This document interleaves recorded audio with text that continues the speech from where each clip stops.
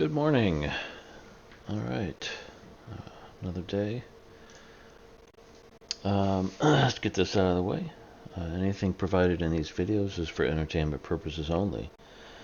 I'm a random guy on YouTube talking about trading. I'm not a financial advisor, and nothing I say or do in my videos should be construed to be financial advice of any kind. The majority of traders lose money trading, and probably so will I. Trading is a very risky thing to do, and you are very likely to lose money whether you listen to my videos or not. Alright, so futures. Forex has been kind of nasty. A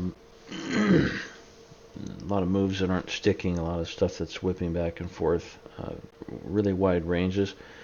I just opened up a trade on the Euro Yen that is more of a range. Let me go ahead and drag this over so you can see it.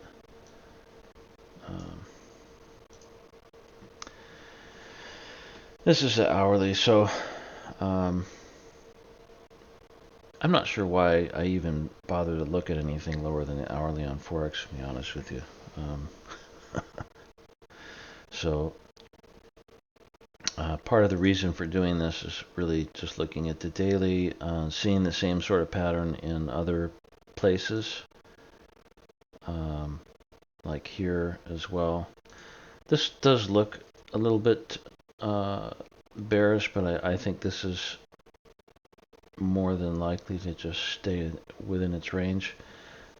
You'll notice I'm giving it a ridiculously wide stop here. I suspect that I may need it, but who knows? It may continue to consolidate. You can kind of see its higher lows and then lower highs, so it wouldn't surprise me at all if this just kind of turns into one really big triangle over the course of the next month or something. August is kind of a weird month. I think that it's more likely to produce a lot of range-bound whipsaw action than other months. We'll see. That seems to be the case definitely in the stock market. What I've heard from other people is that August is a month when a lot of the big money managers are taking their time off, so they're not in the market as much, helping determine direction, and so things don't have a tendency not to trend because they're not chasing trends, which is kind of interesting. All right, so this is going to play out. I had a Australian dollar short that or long that just completely didn't work. Kind of surprising. It was last night, and the price on the Australian dollar, it looked to me like this had come up and this was a flag, and I was long in here. Obviously, that's totally wrong. But I'm not sure why I took that in this case. I think it had to do with the fact that I don't know. I saw this big up move, and I thought, hey, this looks flaggish. And there was some really hot inflation news that happened right after I bought. So it was like I bought in here somewhere, and the news spiked up, and it really looked like I was going to end up being right on this, and that it was going to go higher up to here or something. And of course not. The entire move rolled off, and it's right back down to this range bottom here. So these things happen. So this, I put this on. I'm just going to be patient and watch this. I don't know what the deal is. Forex is interesting, but Forex is more of a market about patience, it seems. I find that it's really, really hard to make any money off of short-term moves in Forex.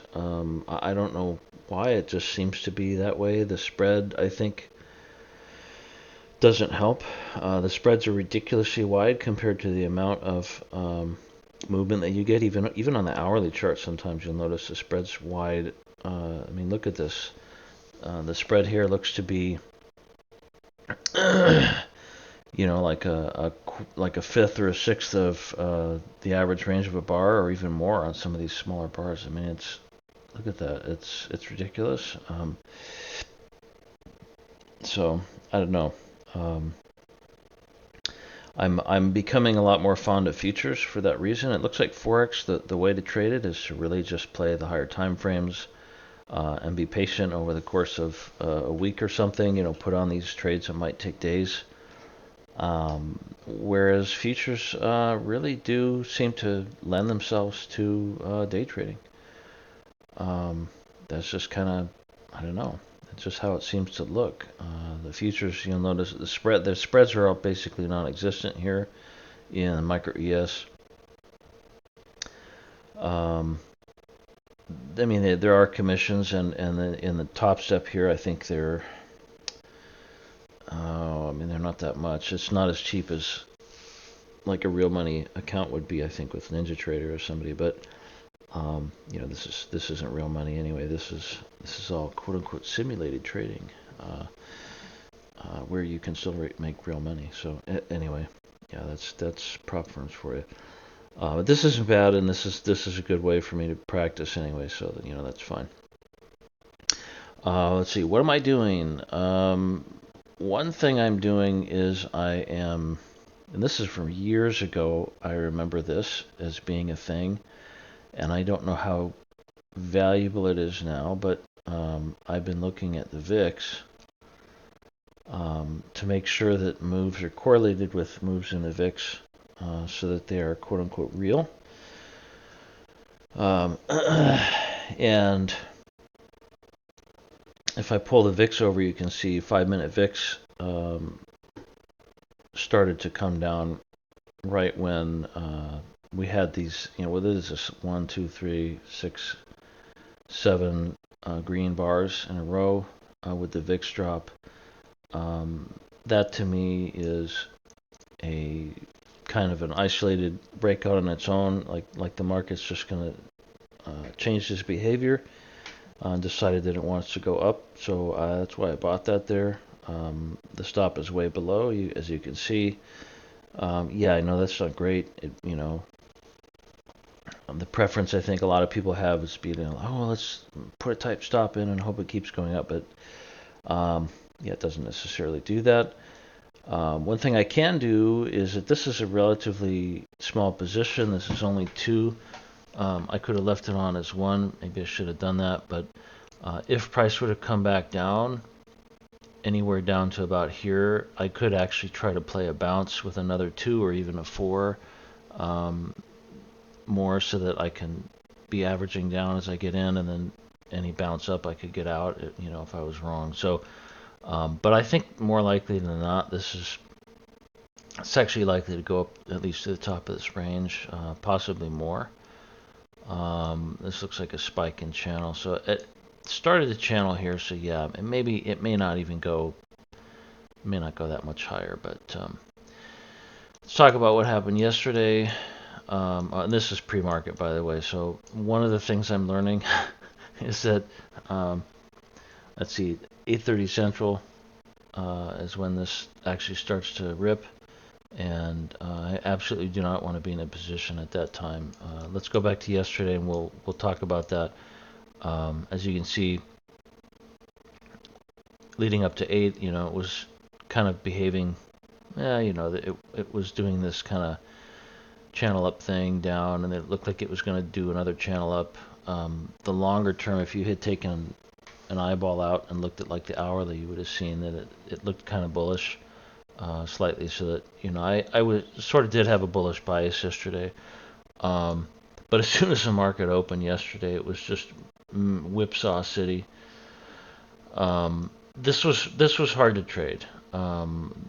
This is like the kind of stuff I expect to see in the forex markets.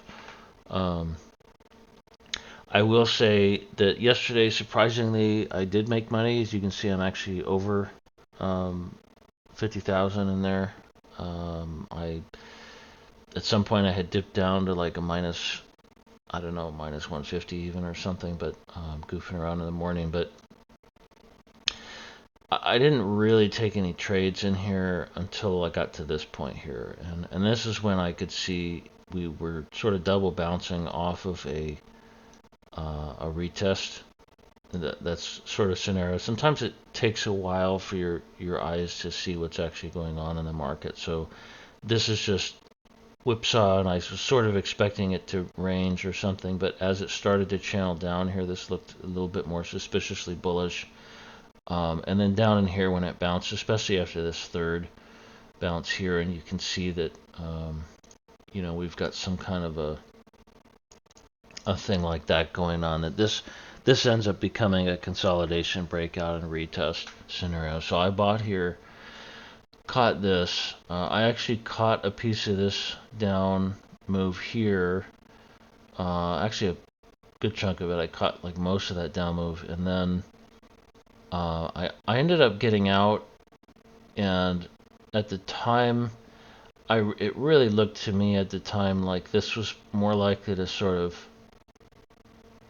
go up a little bit and then come back down again, and then maybe bounce or even keep going down. Like I didn't. The time my bullish bias was just gone.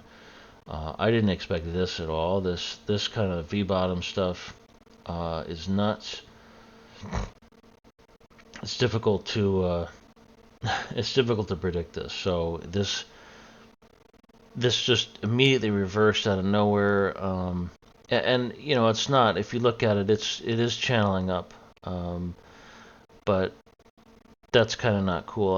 I expect it to double bottom or something, or give you some sort of an entry that makes sense, and not just do a flat reversal like that and then just go up with no pullbacks. Basically, a tiny little pullback there, and then continue even higher. I missed this, and I don't remember why. I was probably busy doing something else and didn't see it. It also, at the time, probably looked more bearish than bullish. This is a pretty strong, this is a pretty fast pullback that undoes the whole thing here, and that may at the time probably didn't look like a good spot to buy. Like I would have expected it to go a little lower and maybe even go down, or this kind of a reversal again. You don't expect it to just pin out or to reverse like this and shoot straight up. So yeah, a little crazy, a little crazy price action. I didn't catch any of this. I did catch some of this and some of that. I don't know if I'm improving or not. I wasn't pulling my trades yesterday too badly, which is good. And this pre-market stuff that I'm goofing around with, I don't know if this is even worth playing with. We'll see. Like if this wants to close lower again, I may just exit the whole thing because I'm expecting it to go higher. But on the other hand, you can see this is still in its channel, so I don't know. It is what it is. So we'll see how today goes. I am trading a little heavier than I sort of initially planned to. I'm trading one, but one just seems like way too small, so I'm going to stick with 5 for now. And hopefully the up and down swings don't make me think I'm going to blow the account or anything. But these accounts aren't bad in terms of, yeah, they're kind of tight. You can only go down about 2,000, but I'm not really clear on the rules here. I have to look this up and see if they have a trailing loss limit on these, because that's kind of annoying if they do. But if you do blow the account, I believe you can just that your monthly fee allows you to. I have to look into it, but yeah, and you can just reset it. So I'll probably continue to do this. Another thing that's bugging me about Forex is that I feel like it's a derivative market in a way, because every currency that you're playing is a pair. Even if you were just buying futures, right, it would still be a pair in a sense, because you're trading in a base currency in your account. And so if you were buying, Japanese yen futures, well, technically you're still dealing with the fact that the currency you're trading in your account, which is the dollar, has its own intrinsic value that's going up and down. So I feel like there's something weird about Forex that makes it a lot less predictable than some of these other markets. So it wouldn't surprise me at all if I notice that it's easier to do well in futures than in forex.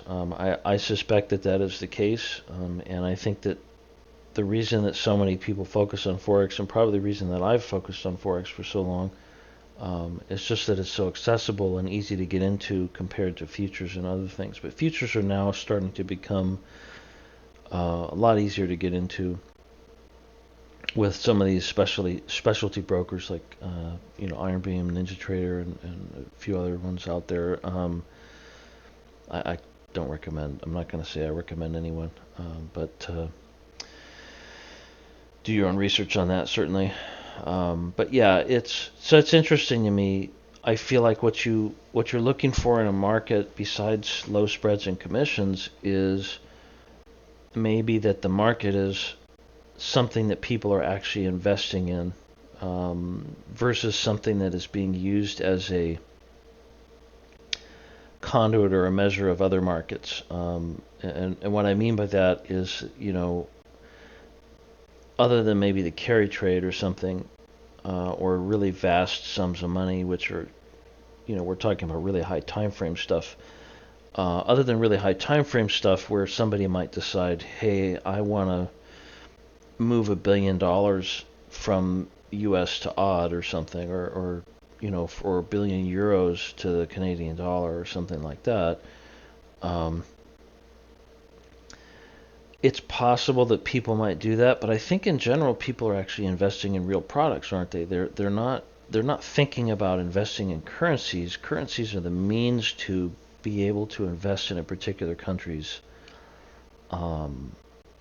investment products. So if you decide, for example, that you want to start investing, let's say you have $1 billion and you want to invest in real estate in Japan, because it just so happens that right now there's tons and tons of people migrating to Japan to fill what they have apparently a really big need for workers and other things, and it's kind of out of control over there. It's off the charts compared to any kind of normal activity. You might think to yourself, oh, small apartments and condos and things in Japan would probably be a great thing to invest in right now. What do I do that? Well, you're going to have to find a way to change your money or your financial instruments into the yen, just so you can purchase real estate over there. And I think that's why the currency market moves. I don't think the currency market moves as much because individuals with a lot of money are deciding to invest in currencies. I think they're deciding to invest in things, in actual things that require those currencies, like the bonds of that country, or real estate of that country, or stock market instruments of that country, things like that. So I think that's something to keep in mind, and maybe one of the reasons why forex tends to be so tricky is that I think forex is a record of the flows of money into and out of different currencies that are being done for other reasons, and so it's not going to have the kind of stability trend-wise excuse me, that other things do. So that may be partly why forex seems to me to be very, very spiky and unpredictable compared to some other things. So we'll see. I may very well. I'm working on getting possibly an exemption for myself so that I can be allowed to open up a real money futures account, and if that happens, there's a good chance I may decide to completely stop trading forex altogether. I may just close that account and move that whole thing over into like Ninja Trader or something, and do that. One thing I wouldn't mind doing is playing around with longer term positions on commodities and other things that could be interesting, but we'll see. And as I continue to watch this thing, it's being very slow. I may just get out of this with a tiny profit and go do something else for a while. So anyway, thanks, and I'll talk to you later. Bye.